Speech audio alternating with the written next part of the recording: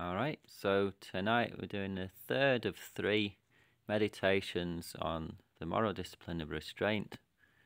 We're going to look at the 4 of the 10 non-virtuous actions, which are the 4 mental non-virtues: covetousness, ill will or malice. Oh, 3, sorry. Covetousness, ill will or malice, and wrong views.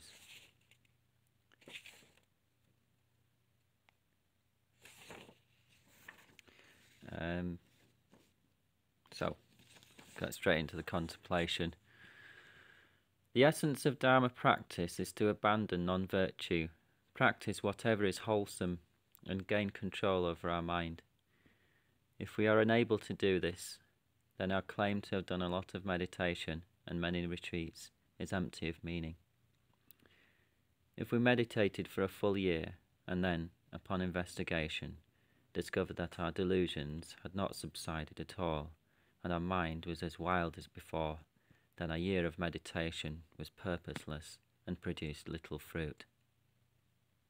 Right? So remembering what we're trying to achieve here is pure Dharma realizations of the stages of the path. We're not just trying to improve our mind, just relax or have a peaceful mind sometimes. We're going for everlasting peace of mind.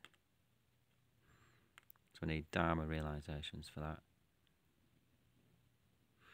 And we need to be able to practice pure moral discipline in daily life. That's why it's meditations are purposeless and produce little fruit. Yeah, you might notice a difference. You definitely notice a difference doing your meditation each day.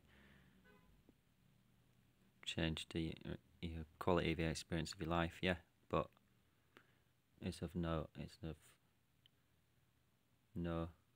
meaningful result. You have the same rebirths as you had before. You have to transform your entire mind, entire life throughout your daily life, 24/7.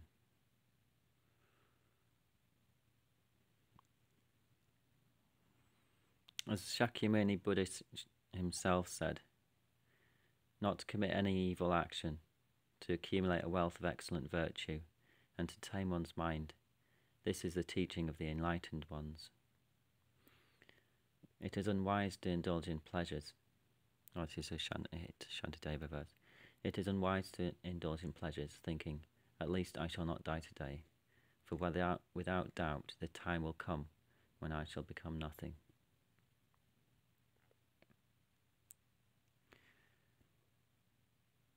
The nature of our mind is like the pure blue sky.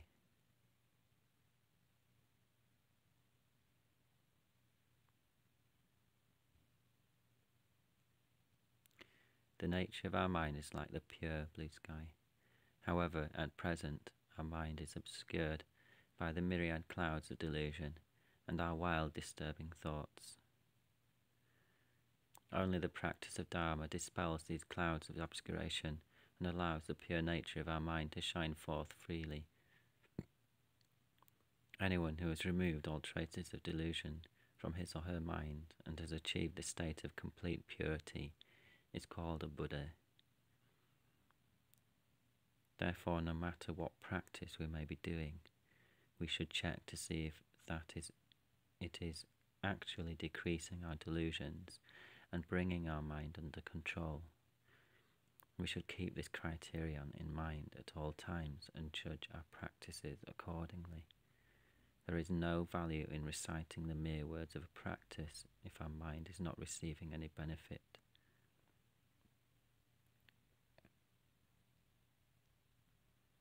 It's a really helpful image. The nature of our mind is like the pure blue sky. Complete purity is called a Buddha, like a cloudless blue sky.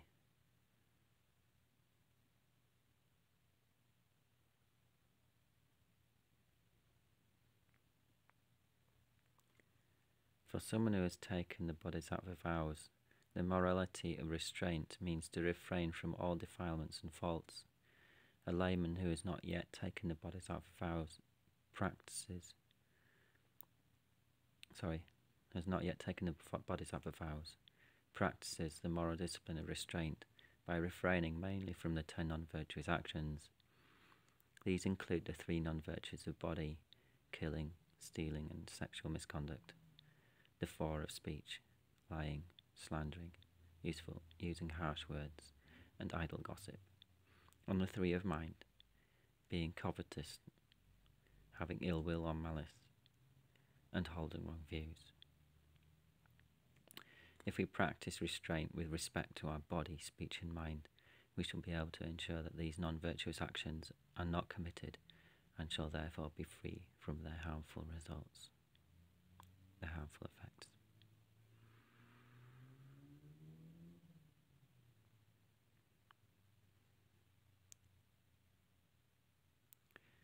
The 3 non-virtues of mind.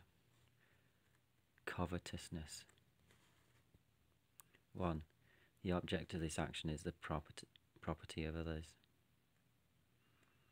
2. Our intention must be to possess the object. 3.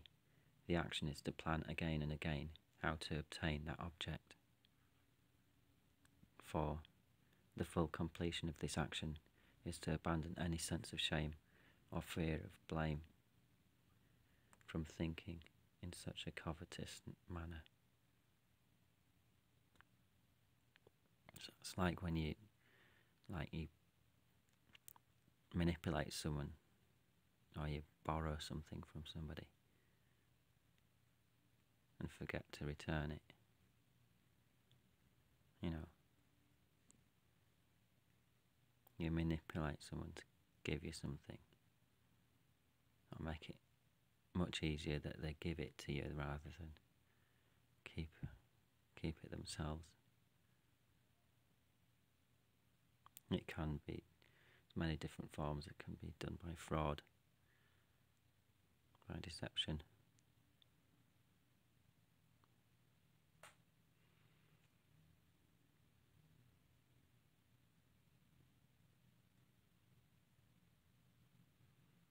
With false promises.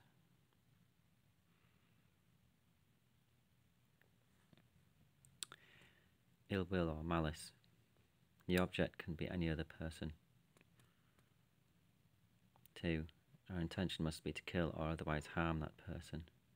It's just imagining. This is just imagining killing or torturing someone. It's very heavy negative karma. 3. The action is to make plans for the accomplishment of that aim. 4. The full completion of this action is to fail to see how it is non-virtuous. Alright, so maybe we need to stop watching certain types of movies that glorify vengeance and killing, because that can influence our mind. We need to stop thinking that way though.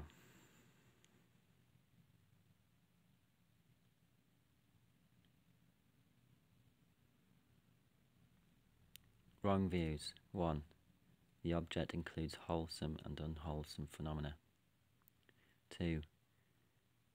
Our intention must be to hold on to views concerning these objects that are contrary to the teaching of Dharma. 3. The action involves believing firmly in our mistaken views.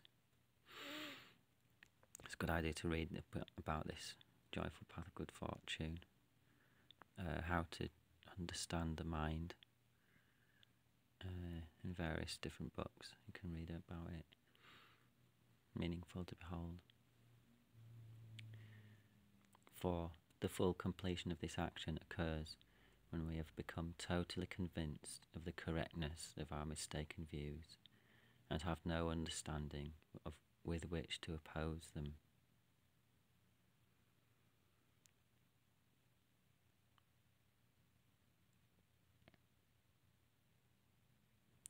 For instance, if we hold strongly onto the notion that there is no effective refuge from worldly suffering, or if we develop faith in improper objects of refuge,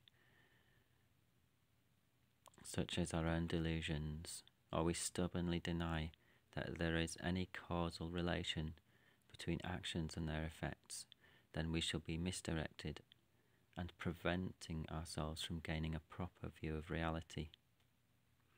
As a result, our ignorance will increase and lead us to create more unskillful actions of body, speech and mind.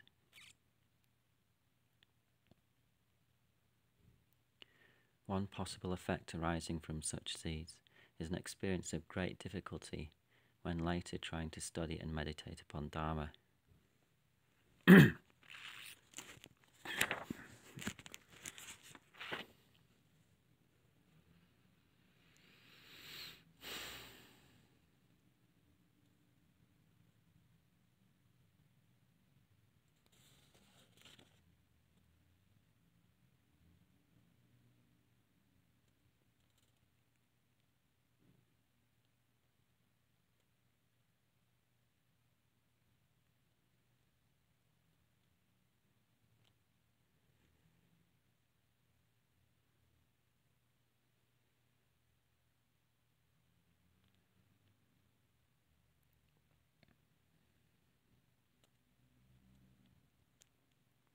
One really good way of overcoming our wrong views is to read Geshe Kelsang's books.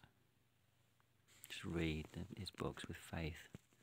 If there's anything we don't understand, just keep faith in Geshe Kelsang Gyatso and read more of his works. Read every chapter if we find it difficult to accept the law of karma. Read every chapter of every book where he discusses karma and think about it, because the answers are all there in his books. That's the speech of our spiritual guide. Geshe Kelsang's books is the speech of our spiritual guide. So we need to listen to that speech very carefully. We need to overcome all of our wrong views and make progress towards Dharma realizations every lamrim meditation that we do. Overcome our deluded doubts in every lamrim meditation that we do. So that means we need to study as well and read Geshe's books as well as doing these lamrim meditations that I'm guiding. We need to just train in concentration, deepen our concentration in every lamrim meditation that we do. And to do that, we need to have overcome our doubts, so that we already agree it's best practice if we study and then we already agree, and then all we need to do in meditation is just deepen that thought, just hold that thought so it makes an impression on our mind, which is placement meditation. We need to do placement meditation every day so that we plant these seeds in our mind, that we make a deep impression in our mind, and so that our mind isn't just churning around with different Dharma thoughts all the time. We need to train our mind to hold an object firmly, not jumping from one object to the other all the time, because you just find that Dharma becomes your objects of mental wandering in that case. That's not a peaceful mind. You need to focus the mind. If you can find time to breathe in meditation before you do the heart jewel and the lamrim meditation, it's even better. We definitely need a placement meditation after our contemplation.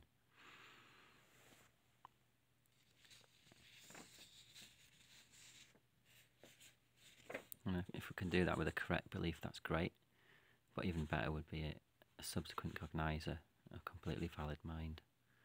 We hold that mind with certainty, great confidence and faith in that mind, because we've proven it to ourselves that it's true.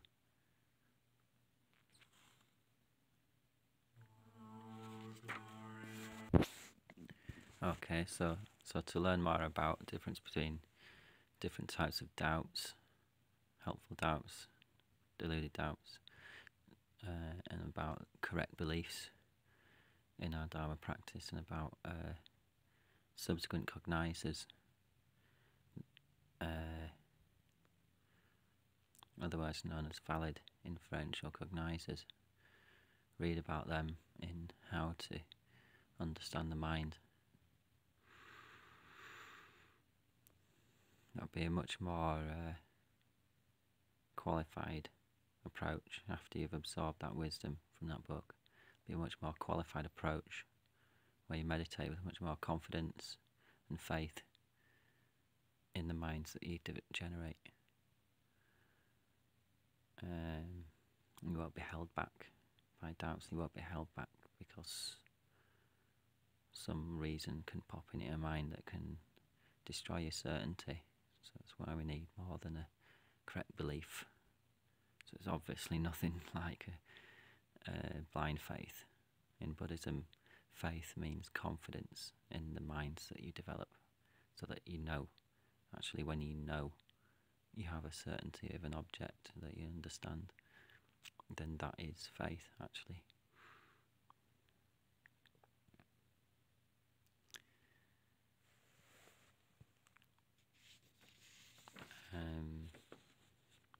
So, the last step of the meditation, going to rely upon our spiritual guide. Why it is necessary to regard our spiritual guide as a Buddha. Who meditate. If I always regard my spiritual guide as a Buddha, I shall overcome all doubts and hesitations and develop the three types of faith very strongly. With faith I shall gain realizations and quickly receive the fruits of my Dharma practice.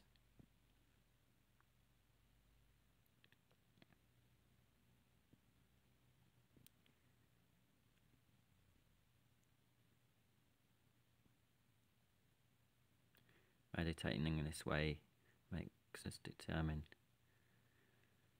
I will always regard my spiritual guide as a Buddha. I will always regard my spiritual guide as a Buddha.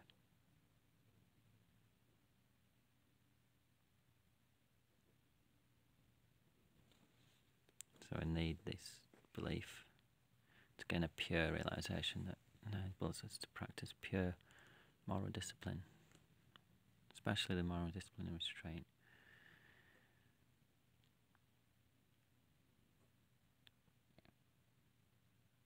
I will always regard my spiritual guide as a Buddha, and I will call upon my spiritual guide for blessings to help me to practice pure moral discipline.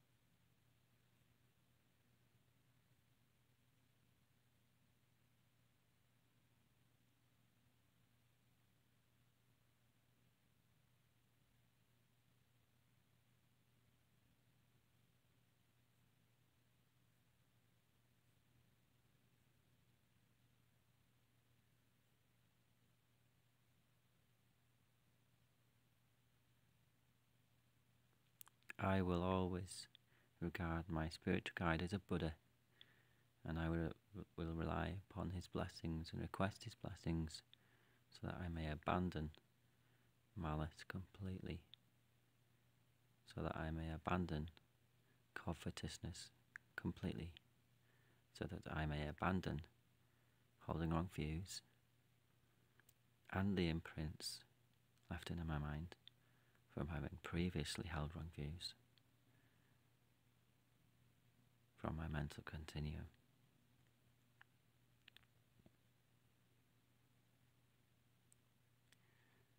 With this faith and purification of my mind, I will no longer find it difficult to understand any Dharma subject. Simply with familiarity, I will come to understand any Dharma subject with no obstruction in my mind.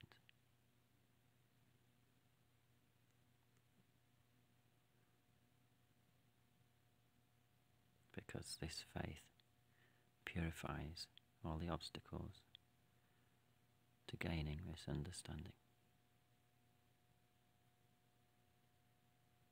Then all I have to do is to meditate with certainty, concentrate, and make a deep impression on my mind of these truths. And eventually I shall attain realizations of each of these truths once my concentration is strong enough.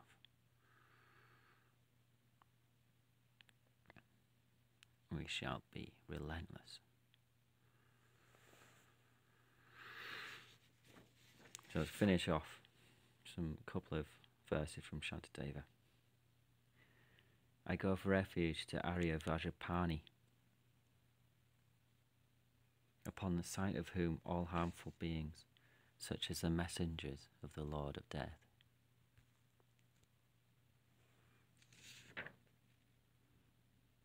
flee in terror to the four directions. Previously I transgressed your advice, but now, having seen these great dangers, I go to you for refuge to quickly dispel my fears.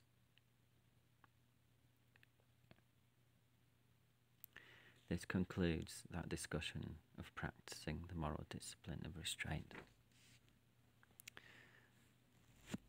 Alright, so in this lamrim meditation program so far, I can't forget how many meditations I've uploaded, but it's a relatively short initial scope that we've just completed now.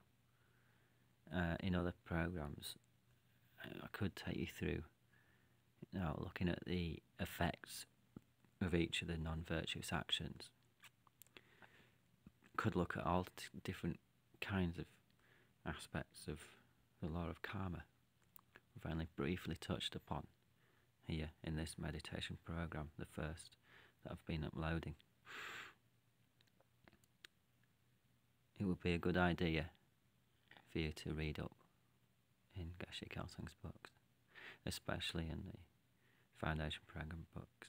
It would be a very good idea for you to join the Foundation Program in person or by correspondence, so that you get teachings and blessings to understand and realize these fundamental, foundational Dharma subjects, these 6 initial scope realizations that we need for all the subsequent steps.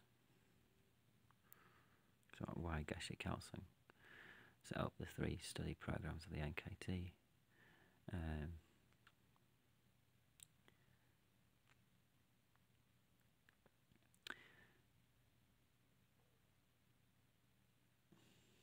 So there's a little bit on the meditation break practice, I think, postscript. A bodhisattva should recognize all the faults of body, speech and mind as soon as they arise and abandon them immediately. However, in situations of great danger or when the greater good of others is involved, in short, whenever there is a greater purpose, the skillful bodhisattva is permitted to break any of the restraints of body and speech. At no time, however, is he to commit any of the non-virtuous actions of mind, for this would be to abandon his intention to work for the benefit of all sentient beings. Alright, so if we're not yet a bodhisattva, it might not be a good idea to think that we can just break any of these 10 non-virtuous actions. We should consider very carefully.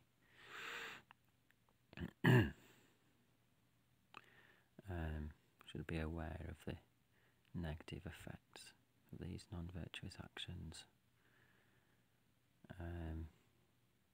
Should make sure that we have a very good intention and